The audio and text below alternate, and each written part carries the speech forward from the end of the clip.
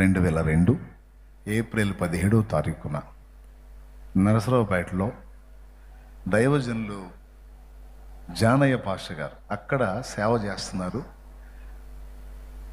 ఏసన్న గారి వైపు నుంచి రావచ్చు, ఆయన కూడా చూడవచ్చు మీరు మళ్ళీ ఒకసారి. బై లక్ వాళ్ళిద్దరు వచ్చారు ఈరోజు నా సాక్ష్యం కోసమే. నేను దేవునికి స్తోత్రం కలుగును గాక. హల్లెలూయా.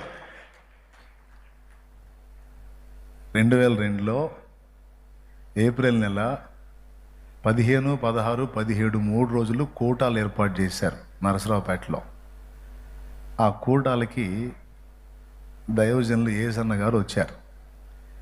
నేను అప్పుడే చర్చికి పోవటం పోయింది. స్టార్టింగ్ అక్కడికి వెళ్ళిన తర్వాత మరి ఈయన అప్పుడు అక్కడ నడిపిస్తున్నాడు దైవజనుడుగా. అక్కడ ఉండి నాకు ఆయన తెలీదు, ఏం తెలుసు, ఎవరు తెలుసు అన్న తెలీదు, నాకేం తెలుసు. ఆదివారం నేను వెళ్ళినప్పుడల్లా ఆయన నా మీద చెయ్యి ఉంచి ప్రార్థన చేసేవాడు. ప్రార్థన చేసి కలుస్తూ ఉండండి నాయనని ధైర్యం చెప్పి పంపించేవాడు. ఆ విధంగా నేను మొదటిసారి అడుగుపెట్టింది. ఆ అడుగుపెట్టిన దానిలో మొదట దైవజనుడుగా ఈయన ఉన్నాడు.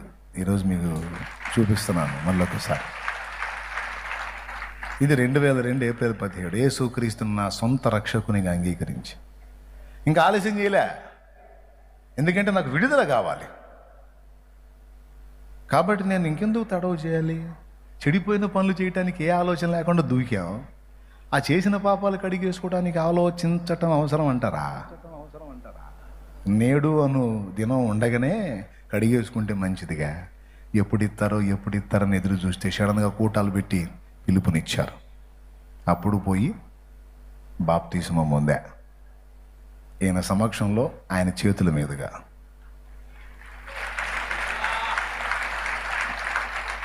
దేవునికి స్తోత్రం కలుగునుగాక.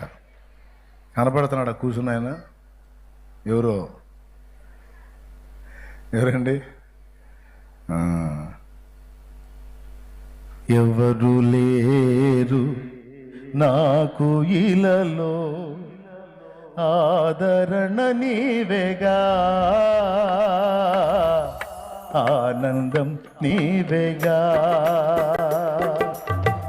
సర్వోన్నతుడా నీవే నాకు ఆశ్రయ దుర్గము, సర్వోన్నతుడా నీవే నాకు ఆశ్రయ దుర్గము. ఎవరు లేరు నాకు ఇలలో, ఎవరు లేరు నాకు ఇలలో, ఆదరణ నీవేగా, ఆనందం నీవేగా, ఆదరణ నీవేగా.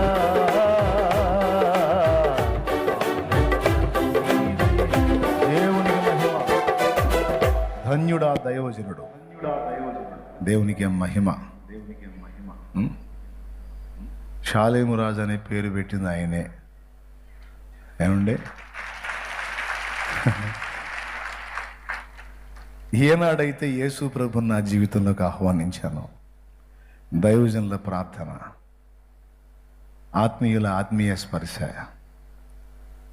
వెరసి దేవుని వాక్య ధ్యానం, మారు మనసు పొంది రక్షణానుభవం పొంది దేవునిలోకి అడుగు పెట్టడం, అప్పుడు ఇక లైఫ్ ఒక మలుపు తీసుకుంది.